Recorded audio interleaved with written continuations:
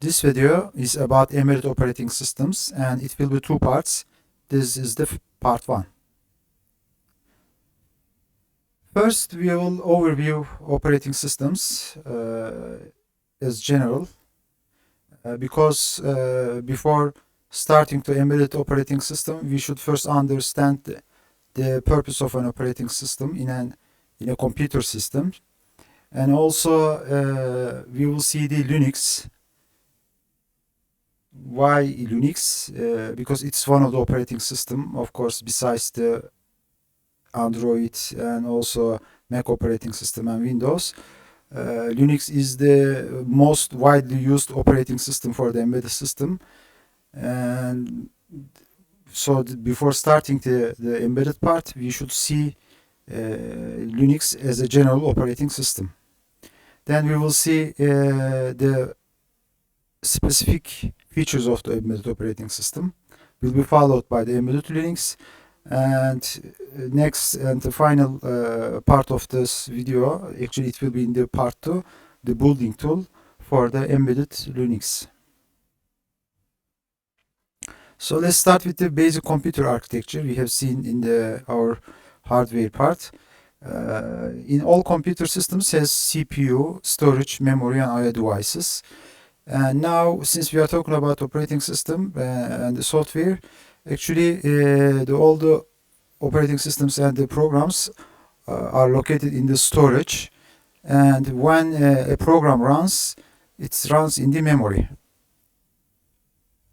So what's an operating system? First, we have seen that firmware programs are embedded directly on the hardware to interact with it. However, application programs on a more complex computer systems does not interact with hardware directly. Instead, there is an operating system between hardware and application programs. Hence, operating system manages all operations relating to programs and hardwares. So, the most known operating system in our also desktop and laptop PCs, Windows, also Mac operating system, and also Linux operating system. In the portable devices, mostly also used the Android operating system. The main functions. The first main function of the operating system is the user management, which means creating users and managing and giving user privilege. The second main function is process management, running application programs and managing resources used by programs. Storage management, managing data on disk and access to data. Of course, the storage devices are hard drive, DVD-ROM or flash, etc. And also memory management, managing memory among multiple running programs. And also device management, manage access to USB, CD, printer, monitor devices. Operating system require device driver software to interface hardware.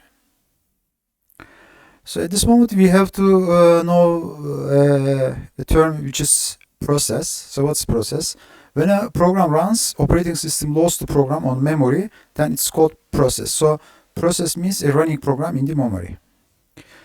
And operating system has a state relating to a process that opens files, network connections, memory use, etc. Operating system facilitates all operations relating to a process.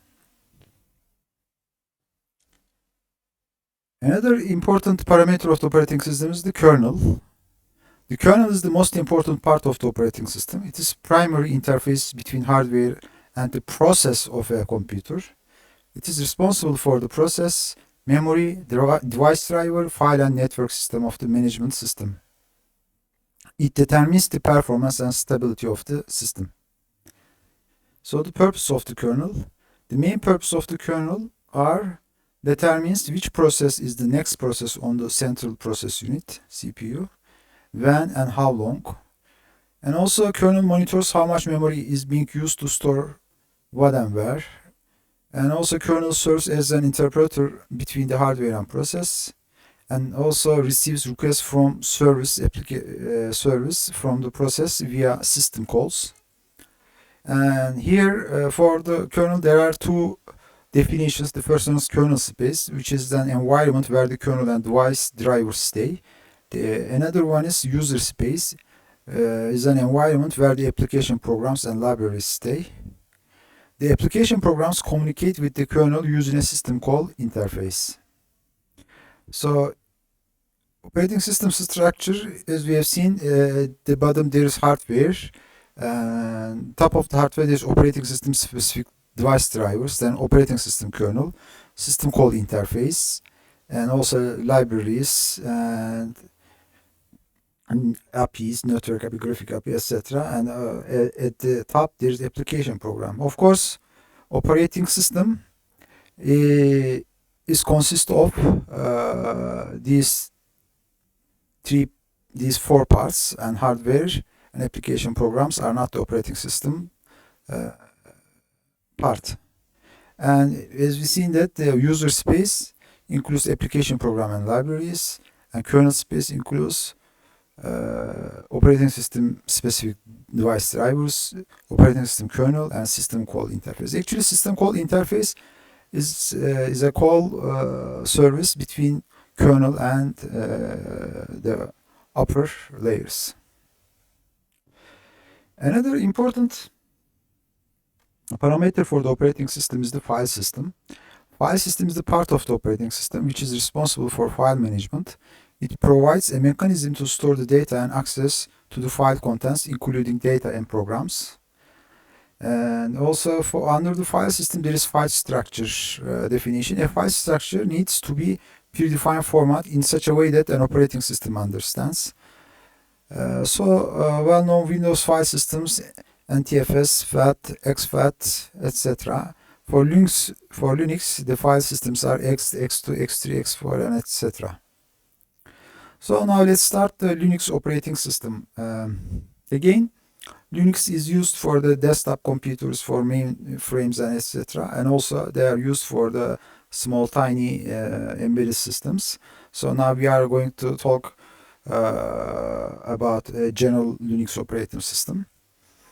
So Linux first began to be used for servers, then has become to be used for personal computers. So as we see that during the 60s and 70s, Linux has been used for the mainframe and servers of big computers. After that, of course, the personal computers start. Linux also has been used for the personal computers too. Recently have been used for all devices from supercomputers to mini electronic devices. One of the advantages of the Linux is it's free and it's open source and can be tailored for any hardware devices. Yeah, this is the important sentence for the embedded system. It can be tailored for any hardware devices based on the need. This makes the Linux very popular for the embedded systems. So based on the function of the embedded system, a Linux operating system can be built by excluding unused functions. For instance, if an embedded system does not use HDMI, VGA, printer, etc., the modules and drivers relating to such devices are not built to the operating system, which makes this specific operating system is lighter. So now let's see the Linux booting, and of course for each operating system there is a booting mechanism, but since we are more focused on the Linux, we will see the Linux booting procedures. First, as in all operating systems, the first is the power on self-test, which tests the hardware, availability of the hardware. And then the loader, which is a small program and located in the ROM. And the loader from the ROM loads the bootloader. And bootloader, actually for Linux, it is usually lower group. And this bootloader loaded into RAM from the storage device. So normally bootloader is located in the storage device.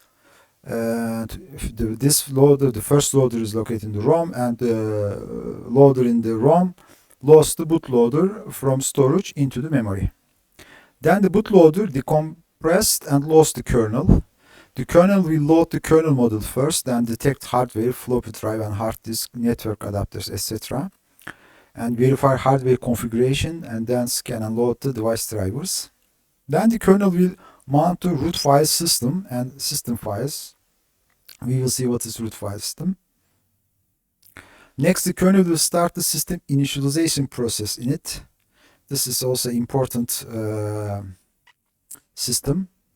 This initialization process in it will become process number one. It's the process number one. We know what's process, and parent to all other processes. So it will start the rest of the system. Then the init examines to determine what process have to be launched.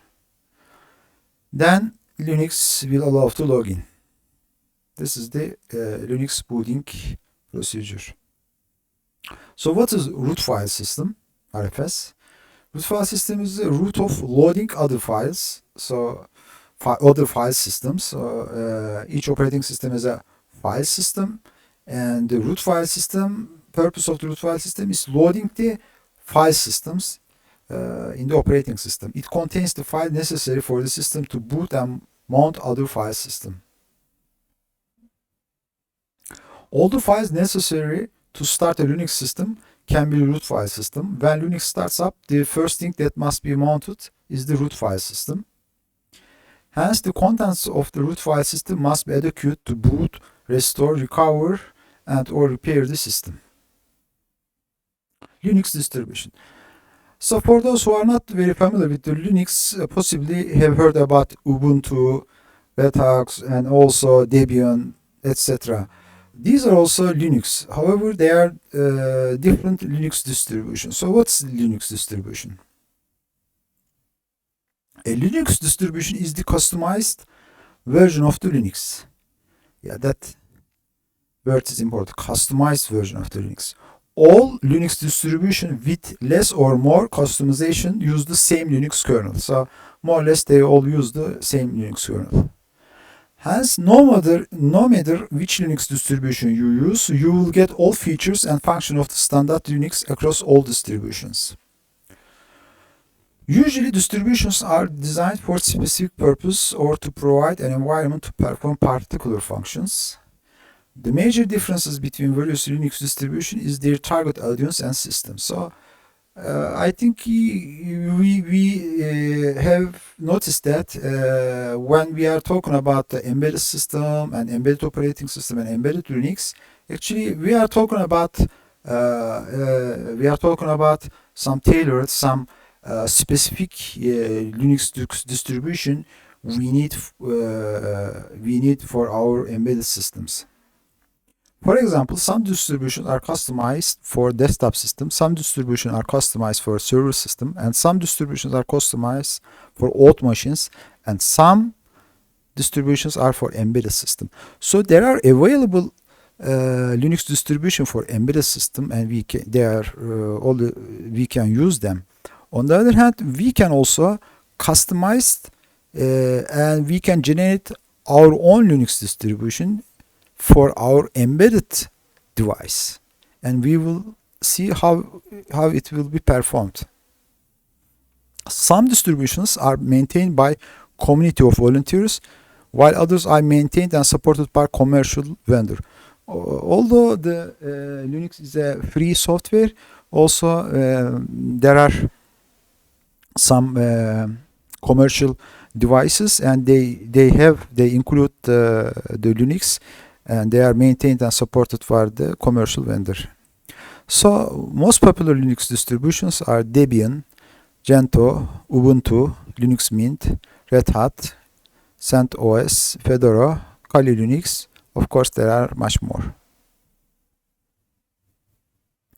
So what's the Linux operating system architecture? More or less, this is the architecture, and this is from the official website of the Linux kernel. And we see at the bottom there's hardware, and at the top there's application and system libraries. And also in the operating system there's modules, there's architecture dependent code. So we see that operating system somehow depends on the architecture of the hardware. So we will see that when we design or when we produce a embedded operating system or embedded Linux, we should consider the architecture of the hardware. We should consider the CPU. So in such case, the ARM, for instance, ARM has been used widely in the embedded systems. So it's very important to have this feature when we build a embedded Linux. Of course, there are device drivers, network, file system, I/O related. These are the I/O related parts, and also process related. We know that the process is the running program. It's scheduler, memory management, and IPC. And also, we mentioned previously the file system. For the Linux, the file system is more or less is like this. There is first the root directory, and under the root directory there are bin directory, sbin, etc. And we see there are several of them. And each directory includes some programs and files relating to the operating system. So it's actually operating system concept, or the Linux is a huge concept. So for those who don't know the Linux, first starting to learn in the embedded Linux, first they have to learn the Linux as a general operating system.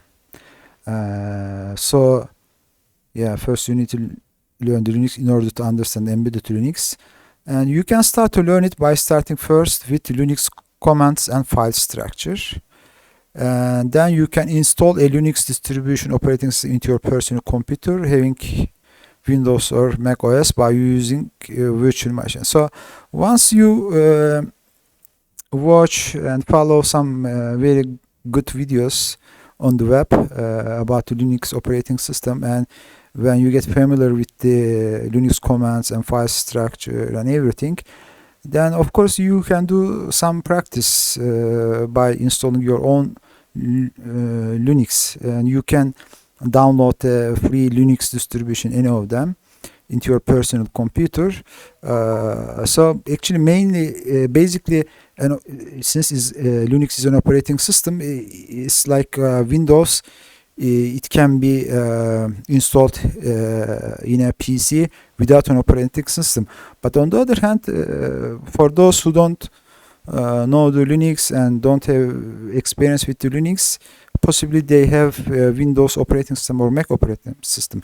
For those people, we recommend to use the virtual machine and get a virtual machine, because what the virtual machine does, the virtual machine allows you to install the Linux operating system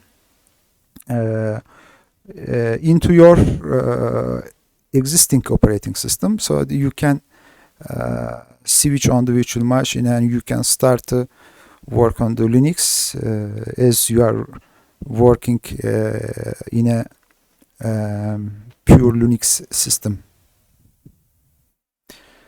And you will find many very good tutorials videos about Linux with all aspects, and also virtual machines, and also how to install a Linux operating system.